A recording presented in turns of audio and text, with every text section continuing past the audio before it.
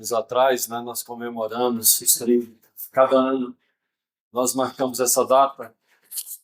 Nós começamos a igreja aqui nesse lugar, naquele prédio, num culto realizado ali na frente, ali naquele recuo que tinha. E nós começamos num dia, se eu não me engano, no dia 7 de julho, por aí, na primeira semana. Na semana seguinte foi lá no Fabiano, Conjunto Fabiano, pastor Júlio, veio estar aqui conosco, depois nós fomos para lá. É uma semana de diferença, a abertura das duas igrejas. O Francisco, que está ali com a Sinara, eles são dessa época. Só que nós viemos para cá e ele foi para lá, acompanhando o cunhado dele, que é irmão da Sinara, o Júlio César.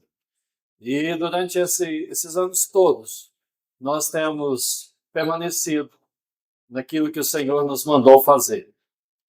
E comemorar um ciclo é muito importante. É muito importante quando nós levamos em consideração os ciclos das nossas vidas. É muito importante quando nós estabelecemos os marcos da nossa vida.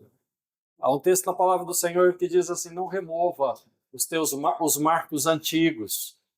Marcos antigos significa naquilo que a gente sustenta. São os marcos antigos. Porque marcos novos estão sendo estabelecidos todos os dias. E muitas vezes esses marcos novos são flexíveis. Nós vivemos numa sociedade muito flexível. O que é hoje, amanhã não vai ser. O que será amanhã, depois de amanhã, também não será mais. É isso que são os marcos da sociedade que nós estamos vivendo. Nós estamos vivendo uma sociedade do transitório. Nós estamos apenas especulando, porque nós não sabemos como é que vai ser o mundo daqui a 10 anos. Nem mesmo os especialistas têm uma convicção muito segura. Estão falando aí de uma nova revolução industrial, provocada pelas IA. Então não se sabe muito bem como é que será a vida. E vou dizer uma coisa, os especialistas acreditam que nos próximos anos, 2030, um pouquinho além, muita coisa vai acontecer, que vai mudar o estilo de vida na Terra. Mas nós estamos aqui sempre falando de coisas que aconteceram 2.000 anos atrás, coisas que aconteceram há 3.000 anos atrás, há 4.000 anos atrás. Quando a gente lê o livro de Gênesis, nós estamos falando de coisas que aconteceram há alguns milênios. Portanto, nós temos sempre esse olhar para os marcos antigos, aqueles que viveram antes de nós, que estabeleceram uma conduta, estabeleceram um procedimento e que viveram pela fé. Quando a gente olha no livro de Hebreus, no capítulo 9, o escritor do livro de Hebreus vai falando da galeria dos heróis da fé e vai falando de pessoas que viveram milhares de anos antes dele. Desse escritor que viveu há 2.000 anos atrás, aproximadamente. Então, quando nós olhamos hoje para aquilo que o escritor do livro de Hebreus escreveu, falando da galeria da fé, da galeria dos heróis da fé, nós estamos falando de coisas de um homem que escreveu coisas há 2.000 anos atrás. Portanto, eu creio que é essa convicção, esta firmeza, esta segurança, essa estabilidade que marca a vida cristã. Ontem, quando nós estávamos aqui, eu li aquele texto de 1 Samuel, se não me engano, capítulo 7, que fala sobre a conquista da arca que tinha sido levada, roubada. E ela é conquistada de volta por Samuel, uma guerra contra os filisteus. E ele coloca uma grande pedra e a chama de Ebenezer, diz: esta pedra é pedra de ajuda. Ebenezer, até aqui nos ajudou o Senhor. E ele estabelece uma pedra para que fosse um memorial permanente, um memorial sólido. Queridos, a vida do crente é marcada por coisas sólidas, por coisas permanentes. Portanto, eu preciso de me alegrar sempre. Jesus, você vai dizer: mas o que é um aniversário da igreja? O aniversário de uma igreja é um ciclo de um ano. Assim como o seu aniversário, um ciclo de um ano. E que importância tem isso? Pode ser a sua pergunta. A importância é que nós devemos estar sempre reavaliando o resultado daquilo que estamos fazendo. Eu gosto muito da perspectiva de Salomão. Salomão escreve escreve o livro de Eclesiastes, no capítulo 11, versículo 6. Eu quero fazer uma breve leitura desse versículo, Eclesiastes 11, versículo 6. Por favor, coloca aí, pastora Rauena.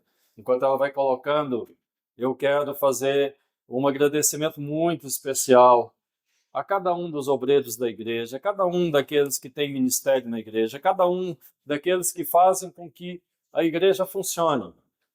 Pastor, uma igreja depende de pessoas para funcionar, não é só do Espírito Santo, é claro que a igreja depende de mim e de você. Nós somos aqueles que mantêm as lâmpadas acesas no altar do Senhor. Nós somos aqueles pelo qual o Espírito do Senhor ministra o coração das pessoas. Hoje nós vimos aqui, ouvimos cânticos espirituais, então preciso de agradecer o grupo de louvor, Sam. E você com todo esse grupo de louvor. E é bom ressaltar que esse grupo de louvor está aqui também há 30 anos, né? 32. Sabe? Começou, era um adolescente de 14 anos. Hoje é um senhor respeitável, já pai de um adolescente de 15 anos. 15? 14, né? 14 anos, que é o Pedro. E também do Estevão. E está caminhando, né, nos passos do pai. E a Rauena era daquele grupo do Caminhando com Cristo, da Donai, né? Da Donai. O Aurélio fazia o papel do pequenininho, né? Tem uma música, Deixa a Luz de Cristo Brilhar, né? Era o menorzinho, se punha no colo, né? Pegava o pequenininho e punha no colo. O Aurélio era o pequenininho, tem 37 anos hoje. E ele é bem grandinho, né? Hoje não daria, né, Aurélio? Mas aí vem a Angelina, aí vem a Marina, aí vem o Jair Neto, e vai ocupando esses espaços. Ali, tanta gente. Quantas pessoas aqui eram daquele grupo de adolescentes da Donai? Fique de pé, deixa eu ver. Adna, fica de pé, Rauena, Aurélio, olha a Débora ali, né? Eles eram todos adolescentes. Mais alguém? E hoje são mães, ó. Ali, né? A Sara, Ana Paula, cadê a Ana Paula? Ana Paula lá atrás. Eram todos adolescentes. E agora são todas pessoas adultas. São pessoas que estão conduzindo outros adolescentes. É isso que o Evangelho faz conosco. Eu tenho uma preocupação muito grande, queridos, com os ciclos da vida. Tenho falado nisso, falei ainda hoje na Escola Bíblica Dominical. Preocupo muito com os ciclos da vida. Sabe por quê? Porque a Bíblia diz que veio uma geração, não a geração de Josué, mas a geração daqueles que não conheceram Josué e eles se esqueceram de Deus. E eu fico pensando, por que uma geração veio e ninguém falou para eles de Deus? Porque se permitiu uma geração crescer sem que houvesse um remanescente, sem que aquilo fosse passado, e eles não se lembraram das grandes conquistas. E aquele povo se extraviaram, aquele povo se extraviou, e chegou às lutas, dificuldades. Sabe, queridos, nós marcamos a nossa geração. Eu e algumas pessoas aqui, a Rosângela e mais um grupo aqui, somos da primeira geração, a geração dos fundadores da igreja. Essa igreja não foi construída por mim, não foi construída pela Rosângela, foi construída e tem sido construída por muitas mãos, por muitos corações, por muitos joelhos que se dobram, por muitas ofertas, por muitas contribuições, por muitas pessoas que doaram seu trabalho, seu dinheiro, seu recurso. E muitas pessoas vieram construindo não somente os tijolos, esses que estão nas paredes, mas especialmente as estruturas espirituais. E isso chegou até o dia de hoje. Quando eu olho para uma igreja, para esta igreja, eu quero dizer uma coisa para vocês. Tenho construído muitas coisas, muitos processos na minha vida. Construí uma carreira que se encerrou há 3 anos atrás. Construí uma carreira profissional, que eu estou dizendo. Tenho construído uma família que está caminhando, está avançando. Mas esta igreja, ela não somente faz parte da minha vida, mas eu acho que ela confunde com a minha vida. Eu não consigo enxergar a minha vida sem a igreja. Você pode pensar, a igreja de Jesus? Não, estou falando dessa igreja. Eu estou falando de você. Eu estou falando de você com que eu entendo que é a minha família. Nós somos partes uns dos outros, membros uns dos outros. Mas, pastor, isso é o corpo de Cristo. Não, eu estou falando de pessoas. Porque, afinal de contas, nós estamos juntos há 30 anos, há 25, há 32, há 28, há 19, há 17, 15. E isso é uma vida. Para mim é uma vida. Quando eu olho, eu não vejo apenas pessoas, eu vejo parte da minha família. Então, essa é a minha vida. Essa é a minha vida. Não é apenas a minha obrigação, não é o meu dever pastorear essa igreja, é o meu privilégio. É o meu privilégio. E eu quero que esse privilégio perdure enquanto eu puder. Chegará o dia que eu não poderei mais conduzir essa igreja como pastor desta igreja, como um líder principal desta igreja, mas aí eu estarei apoiando quem quer que o Senhor levantar para fazer esse papel. Porque Deus tem pessoas para fazer isso. E cabe a mim, e cabe à minha geração, e a geração dessas pessoas maduras que estão aqui, preparar a próxima geração para cumprir esta missão, para cumprir esse papel.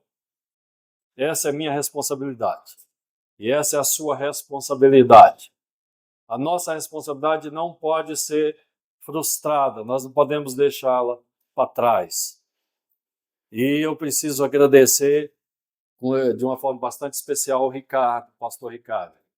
Ricardo, ele é bastante efetivo, põe o coração muito nas coisas que ele propõe a fazer. E ele conduziu esses eventos desde o de ontem até hoje, né? Entreguei tudo na mão dele e ele lançou mão de muitas pessoas.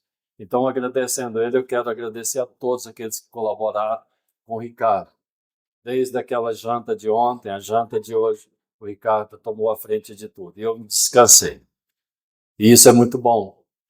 É muito bom quando nós podemos educar os nossos filhos para que nos ajude e nos apoie no momento que nós precisamos. Isso é família. Isso é paternidade. Isso é relação de família. Igreja é uma família. Quando eu olho alguns textos das cartas de Paulo, eu fico muito emocionado. Quando Paulo diz, ele escreve uma carta a Timóteo e diz, manda a mim, se não me engano, Epafrodito, né, um dos discípulos dele, porque eu preciso recriar a minha alma vendo o rosto dele. Contemplar o rosto dele vai fazer muito bem. Paulo estava preso em Roma, mas ele não podia estar com aquela pessoa. Mas ele diz, manda ele estar comigo. Depois ele diz, manda João Marcos estar comigo também. Sabe, queridos, isso é o patrimônio de uma vida. É o patrimônio de um ministério. É chegar a um ponto da sua vida em que você não vai ficar solitário. Porque você vai poder dizer, venha estar comigo. Olha, discípulo Timóteo, manda Epafrodito estar comigo. Manda João Marcos estar comigo. Porque eu preciso desse apoio. Eu preciso de ver o seu rosto. Eu preciso de contemplar a sua face. Eu preciso de dividir alguma coisa com ele. Sabe, queridos, o que está matando a geração atual não é falta de perspectiva. Existe tantas perspectivas. Existe tantas coisas para se conquistar. Sempre vai existir. Mas o que está matando é isolamento, é o fracionamento, é a falta de comunhão. Nós temos isso aqui nas nossas mãos. Tem gente que acha que isso aqui é ferramenta para se relacionar. É verdadeiramente uma ferramenta para se relacionar. Mas não acha que o WhatsApp, não acha que Instagram, Facebook vai substituir o contato, o corpo a corpo, o abraço fraterno, né? Não acha que mandar um bom dia pela manhã, uma boa noite quando estiver à noite vai resolver, porque nós precisamos de contato, nós precisamos do olho no olho, e nós vamos precisar disso não é agora não, é para sempre. Aquela afetividade que só acontece quando nós estamos juntos, quando nos reunimos, diz o apóstolo Paulo, lá na carta aos Coríntios, um tem cântico, um tem palavra, o outro tem oração, o outro tem doutrina, o outro tem cura, o outro tem ministério. E ele diz, cada um exercendo o seu ministério para a edificação do corpo. E ele continua exortando a igreja, dizendo, não deixe de congregar, como é o costume de alguns. Tem gente que está achando que isso é coisa, é novidade, é do século XXI, mas não é. Porque alguns estão achando que não precisa mais congregar. Olha, eu tenho o fulano de tal, que tem a oração da madrugada, tem o outro que tem a oração da meia-noite, tem o outro que tem a oração da manhã, o do meio-dia, e está resolvido. E tem gente até dizimando, né? Porque diz que o pastor dele é um pastor da internet. Sabe de uma coisa, queridos? O pastor vai à frente do rebanho. Ele é conhecido. E a Bíblia diz que quando a ovelha cai num buraco, o pastor vai lá, pega a ovelha, coloca no ombro, leva em segurança para o aprisco, cura as feridas dela. E a Bíblia diz que a ovelha conhece a voz do pastor. Amém? Isso é pastoreio. Pastoreio é uma coisa que não é feita por meios digitais, à distância. Não. Pastoreio é feito na relação. A amizade é construída na relação. É construída no cotidiano. Aquele rapaz ali é meu amigo há praticamente 50 anos, o Francisco. Vai fazer 50 anos o ano que vem. E assim, quando ele fica muito em silêncio, alguns dias, uma semana inteira, eu mando uma mensagem para ele: cadê você, rapaz? Você não está falando nada? Fala alguma coisa aí. E se ele demora muito, eu cobro dele. Falei com você tem 2 dias, você não falou nada, você está na roça, você vai muito para a fazenda, para a roça, né? Aí, e assim, sabe por quê, queridos? Porque relacionamento ele acaba. Você precisa de colocar combustível nos seus relacionamentos. Nós precisamos exercer a nossa relação. E eu fico muito feliz de estar aqui com você. Fico muito feliz de estar aqui com esses pastores, com estas pastoras, de comemorar essa data juntos, porque são tantos anos, são tantos momentos maravilhosos. O pastor tem momentos tristes, o pastor Ricardo diz momentos bonitos, né? Ele usou essa frase, momentos lindos, mas alguns não tão lindos, ele diz. Alguns até um pouquinho feio. E será que o pastor Ricardo está exagerando? Não, não está exagerando. Mas isso é próprio da relação. É próprio da relação. Eu tenho uma mãe. Minha mãe tem 5 filhos, homens. Às vezes eu ligo para ela e ela está reclamando, ela reclama, fulano, e eu fico escutando, ouvindo. Talvez uma hora ela liga para o outro e vai reclamar de mim, né? Quem sabe, né? Eu fico imaginando. Sabe, que é próprio da relação, essas cobranças, é próprio da relação. E não fique magoado com isso, não. Porque às vezes nós nos entristecemos. Mas o apóstolo Paulo diz assim: eu sei que vocês ficaram tristes comigo, né? Porque dizem que a minha palavra foi dura. Mas, sabe, a tristeza que produz vida. A tristeza que produz vida. O pastor Evanildo leu um texto aqui ontem, do livro do Evangelho de Marcos, não foi? Que leu aquela história do homem rico, né? Daquele rapaz de grande valor. E uma coisa me chamou a atenção naquela leitura, que foi quando naquele versículo diz assim: e Jesus o amou. A Bíblia diz que Jesus amou aquele rapaz. Não sei se você já prestou atenção, mas ele ressalta que Jesus o amou. E quando Jesus o ama, sabe o que Jesus faz com ele? Com esse rapaz que ele ama, diz: vai, vende tudo que você tem e dá aos pobres e vem e segue-me. E nesse momento, Jesus frustrou profundamente aquele rapaz, frustrou. Sabe, ele não esperava que Jesus fizesse uma proposta tão dura, tão severa, que apertasse ele tão fortemente. Quero dizer uma coisa para você, querido. Não é à toa que diz que Jesus o amou. Quando a gente ama alguém, a gente fala algumas coisas que uma pessoa que não ama tanto não falaria. A gente corre o risco de magoar a pessoa, corre o risco de colocar um pouquinho de pimenta no tempero, sabe? Porque você ama aquela pessoa, você quer o bem dela. Uma pessoa que não se importa, deixa para lá. Isso não é problema meu. Mas quando a gente ama, a gente fala a verdade. E quando a gente fala a verdade, muitas vezes a gente entristece a pessoa. Quantos pais entristecem um filho porque cobra, é severo com esse filho? Quantas vezes nós falamos coisas que entristecem? Um pastor fala coisa que entristece o irmão, mas é da responsabilidade de um pastor. Eu vejo Jesus puxando a orelha de Pedro, mas com tanta severidade, que eu fico pensando, não, Jesus fala assim: Pedro, você não é crente, Pedro. Já tinha 3 anos e meio de caminhada, era o discípulo preferido de Jesus, estava na frente de tudo, era o apóstolo mais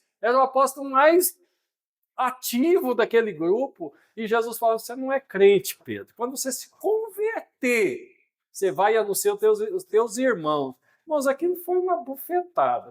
Concorda comigo? Parece que Jesus estava menosprezando Pedro.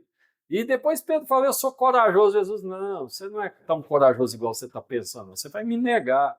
E depois Jesus, ele nega Jesus. E uma hora lá ele fala assim, Jesus fala que vai ser morto e crucificado. De maneira nenhuma, Senhor.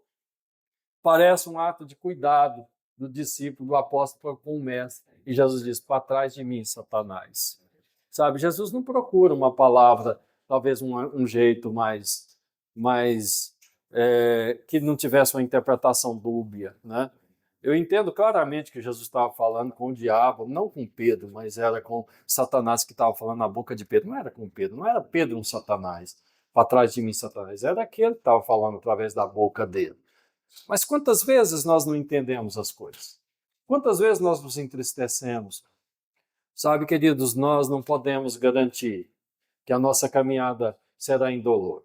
A nossa caminhada, ela terá dores. Coloca aí o texto, por favor, pastor Allen. Eclesiastes, capítulo 11, versículo 6. Eclesiastes 11, 6. Nós não vamos demorar, nossa palavra é rápida. Esse texto diz, pela manhã semeia a tua semente.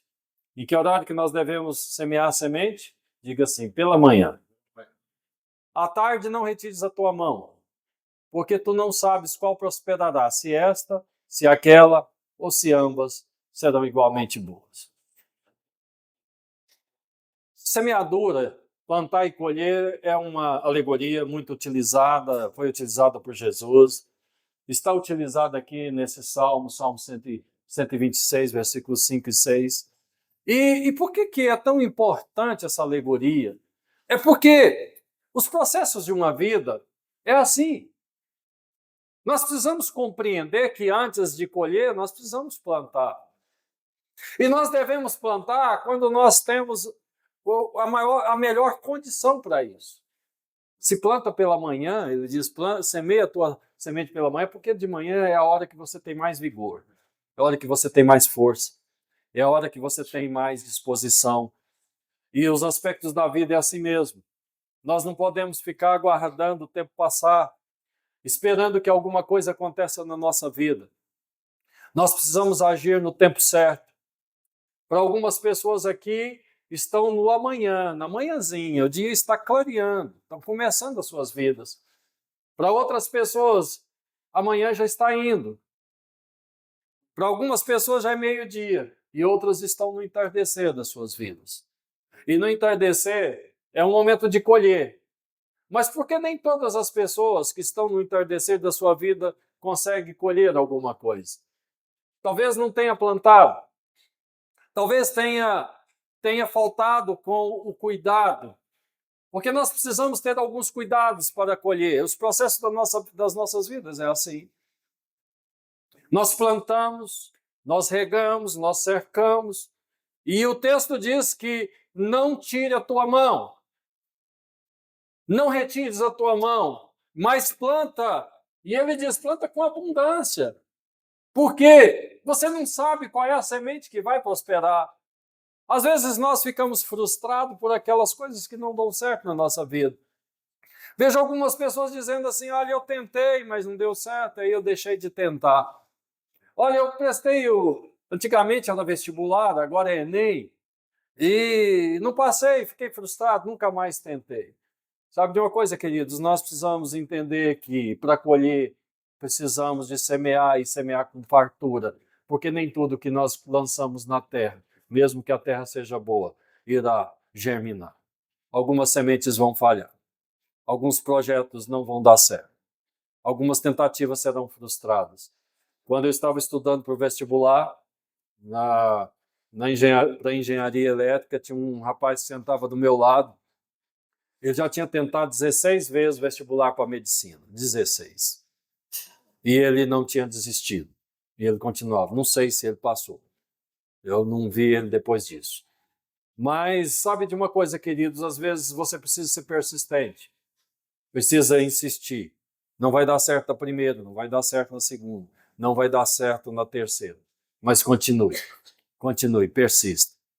E uma vez que a semente brotou, você não pode... Aí vem o trabalho mais árduo. Às vezes pensamos que o mais difícil é semear, mas não é semear o trabalho mais árduo. O trabalho mais árduo é cuidar. O trabalho mais árduo é cuidar, é o dia a dia. Você passa num vestibular, você começa a fazer um curso de 4, de 5, de 6 anos, um curso de medicina, ele dura 6 anos por aí, né? Depois tem residência, empurra esse tempo por uns 7 anos, por 8 anos, 9 anos. Residência que são 3 anos, e só aí a pessoa vai ser considerada um médico, um especialista, vai poder atuar num segmento da medicina. Então são quase 10 anos estudando. É um investimento, às vezes, de uma vida. É uma juventude que vai para chegar aqui a conquistar aquilo que você quer, aquilo que é importante para você.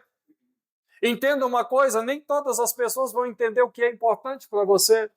Hoje eu estava conversando com 2 adolescentes, enquanto nós estávamos indo da EBD, o Pedro e o Pietro, e eles estavam falando sobre essas coisas, né? Que é próprio do jovem, próprio do adolescente, buscar uma carreira, buscar alcançar alguma coisa, um sonho. E eu estava dizendo para eles, é preciso perseguir, é preciso perseverar. Porque muitas vezes as pessoas vão dizer, isso não é para você. Você não vai conseguir. Você não tem condições. Olha, isso aí é para outra pessoa.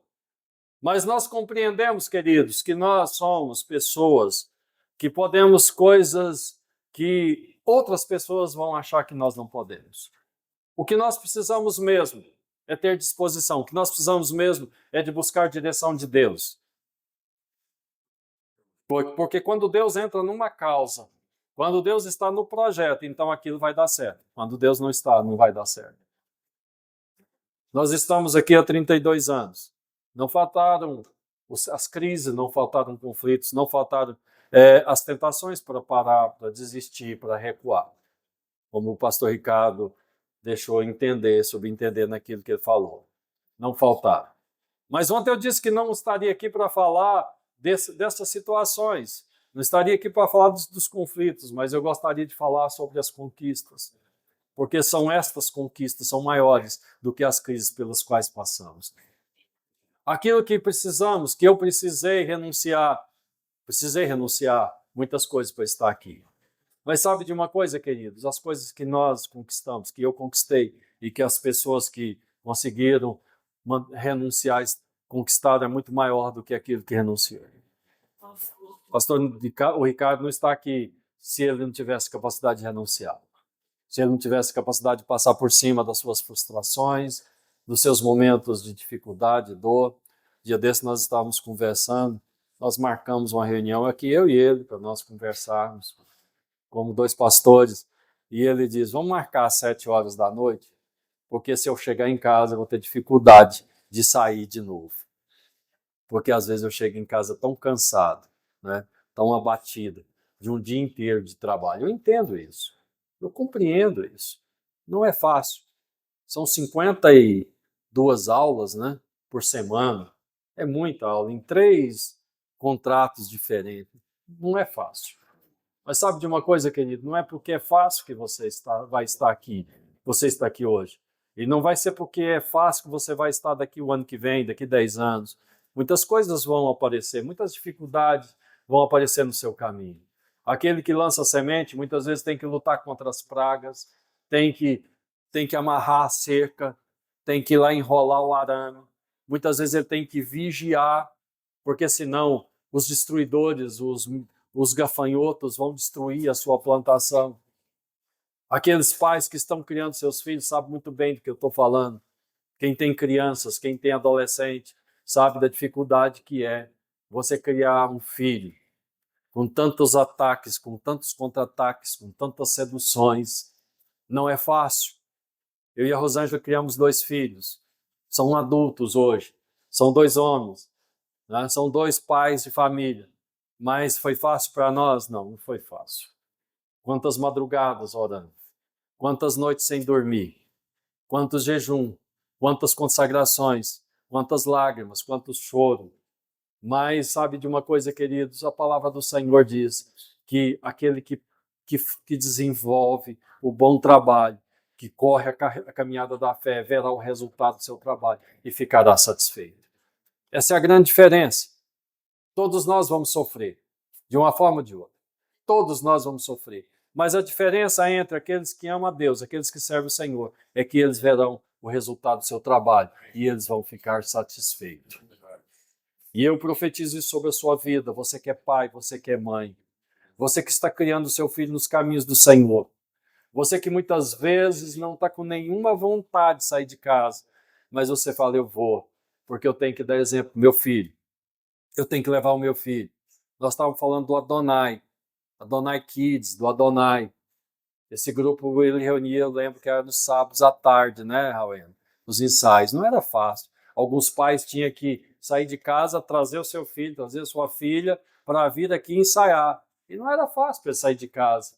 Mas enquanto ele estava fazendo isso, ele estava ajudando seu filho, a sua filha adolescente, a ter compromisso com a causa do Evangelho, com a obra do Senhor. E hoje, quando ele olha o resultado, muitos pais estão satisfeitos. Mas aqueles que não conseguiram, às vezes, não, filho, eu estou cansado. Não, não vou, não. Quantas vezes eu saía de casa, era culto de jovens, né? E eu vinha trazer meus filhos, porque se eu não trouxesse, eles não viriam. Não tinha Uber naquela época. Né? Nós morávamos num outro bairro, nós nunca moramos perto da igreja. Nunca moramos. Nunca moramos no mesmo bairro da igreja. Nunca. Aliás, só uma vez na Vila Redenção, que nós morávamos na Vila Redenção e a igreja era na Vila Redenção.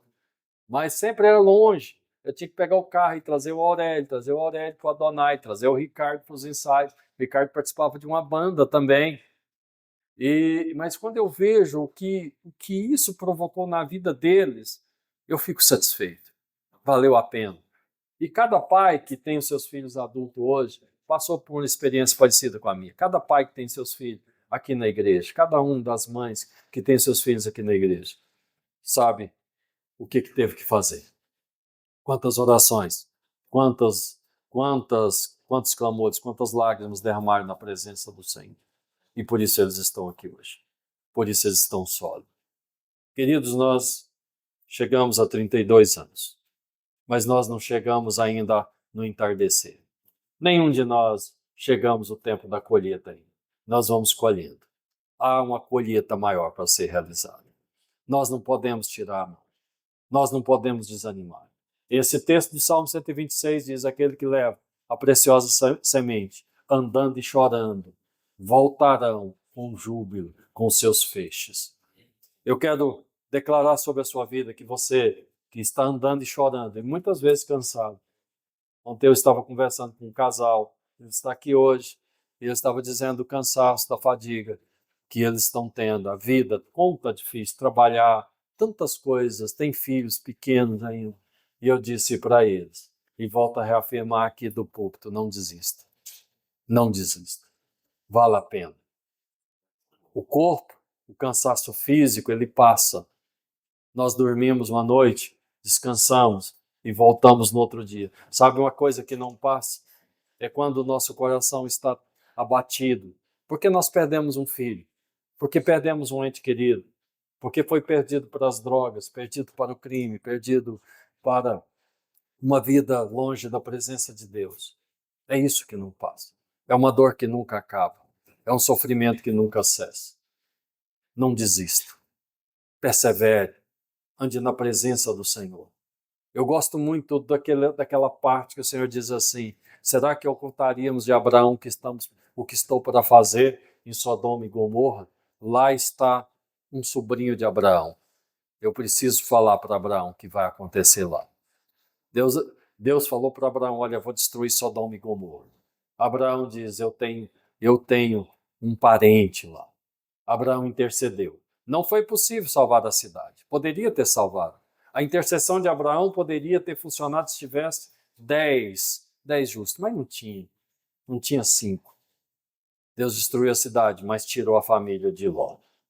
Isso diz para mim e para você, queridos, que Deus vai poupar pessoas por conta da minha perseverança, por conta da sua perseverança, por conta da minha fidelidade e por conta da tua fidelidade. Deus vai poupar a sua casa, a sua família, os seus filhos.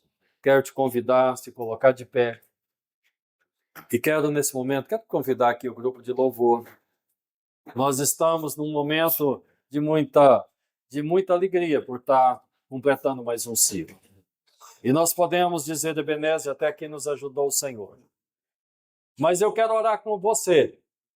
Eu quero ministrar sobre a sua vida nesta noite. Os pastores que estão aqui vão orar sobre você. Eu quero pedir, você que sai do seu lugar, vem aqui à frente. Talvez você seja uma pessoa que está vivendo um momento desse, um momento de dificuldade, um momento de dor, um momento de muita dificuldade. Talvez você esteja no começo, e nesse começo da sua vida esteja tão duro, tão difícil. E talvez você esteja no meio-dia. Há uma oração do profeta Abacuque dizendo, Senhor, aviva a tua obra e no meio dos anos faz a tua obra conhecida. Aviva a tua obra no meio dos anos. Muitas vezes esse é o meio dos anos, o meio do caminho.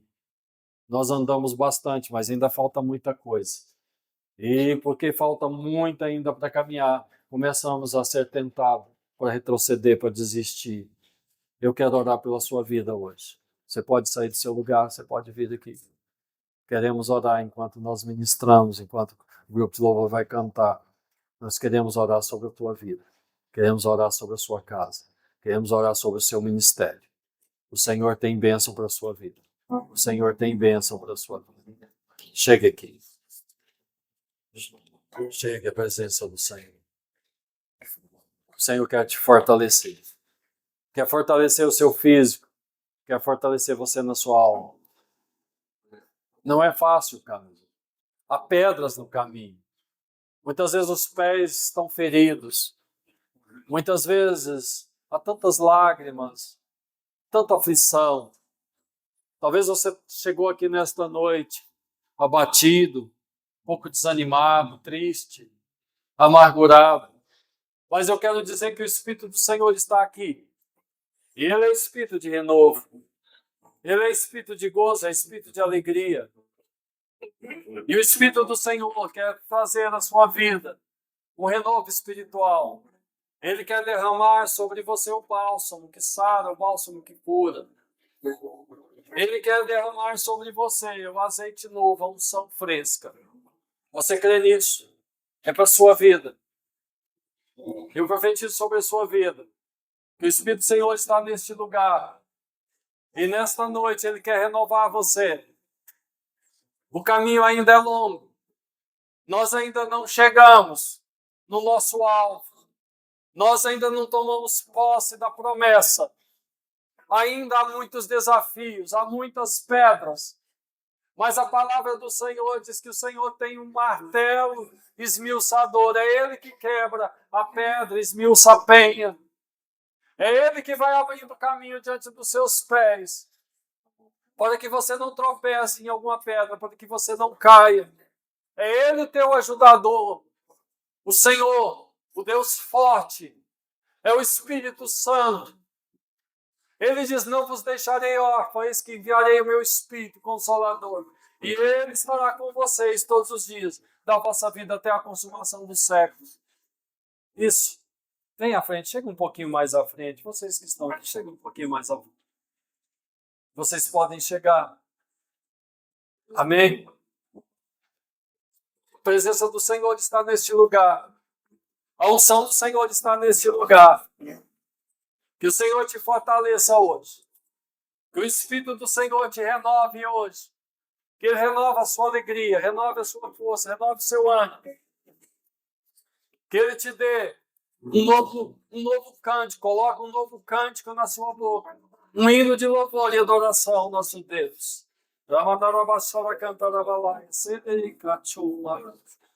Espírito Santo de Deus, entra agora, Senhor.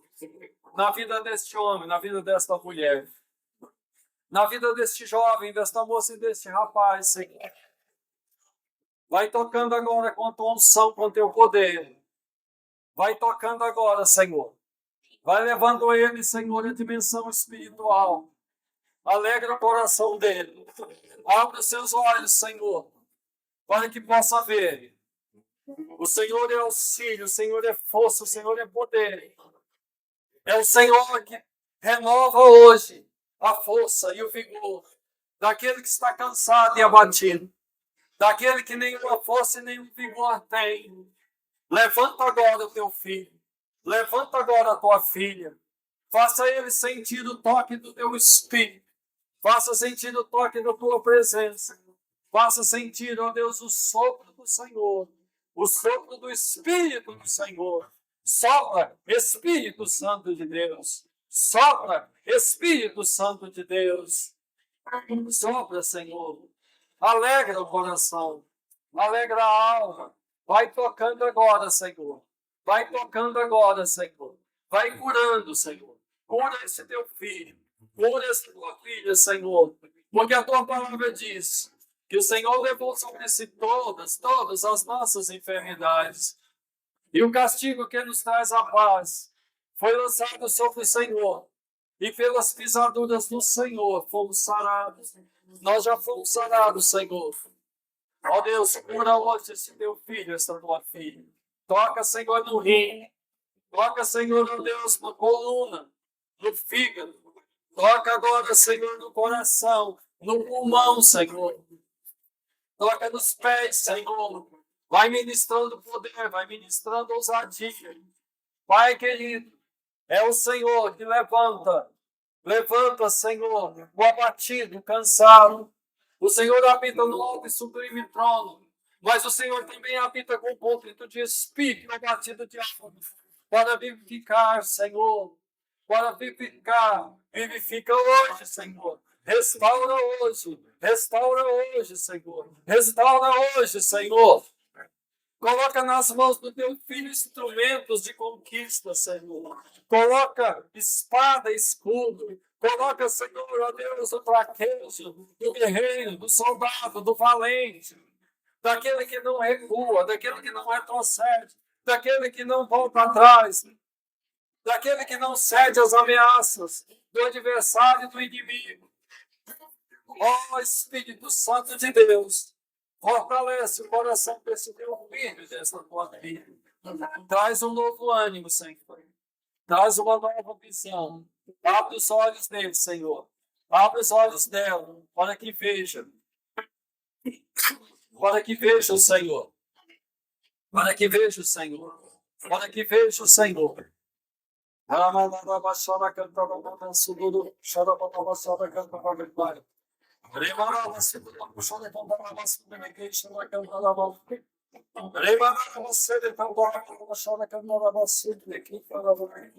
Eu profetizo bênção. Eu profetizo fortalecimento. Eu profetizo alegria no Espírito. Em o nome santo, em o nome eterno, no nome poderoso, no nome gracioso de Jesus.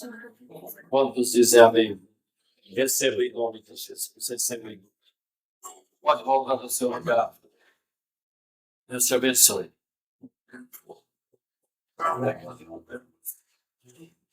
Queremos agradecer a presença daquelas pessoas que nos visitam. Citei já o Francisco Sinara, nossos amigos de longa data. Aqui também